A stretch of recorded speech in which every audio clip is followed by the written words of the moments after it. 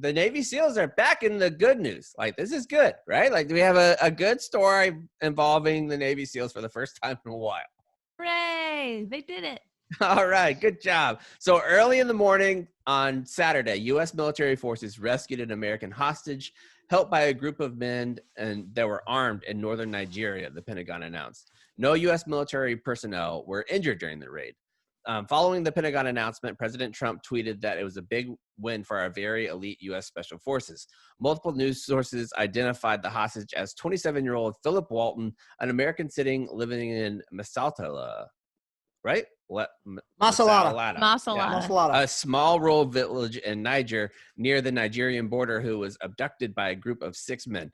And now this is a great story of him getting rescued. But who wants to take this guy? Listen to what this guy does. Walton, who kept camels, sheep, and poultry, grew mangoes near the border of Nigeria, and he was kidnapped. If you are a mango farmer, you do not deserve to be kidnapped. Oh, I thought you were going to go a different direction and say the man who kept camels, sheep, and poultry might not smell amazing. No, I wouldn't say that. I think that you'd be a camel farmer. The long days it must take to be a camel farmer. Unbelievable. He was kidnapped by 6 men with AK-47 assault rifles who arrived on motorcycles at his home in southern Niger's Masatalata village on Tuesday. Saturday's rescue operation was coordinated by the U.S. government. And it goes on to say that the American and Nigerian officials did not believe that the hostage takers were affiliated with a terrorist organization because the Pentagon did not identify which units were involved in the operation. They didn't know at first, but now they're saying that it's SEAL Team 6. They always come out and say it. You don't really hear when it's Delta that's involved. You don't always hear it. But you hear which SEAL team and which number it was.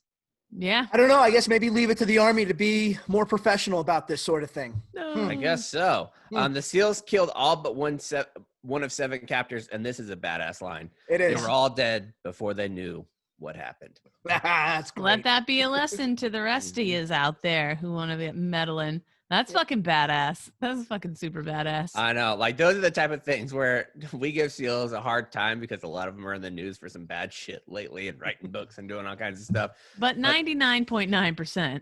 Yeah. Just good badass motherfuckers. And going in there and doing this and rescuing somebody who didn't do anything wrong and just going in there and just cleaning house and you don't have to worry about anything else. Just pack things up and go back home. What a feeling that would be.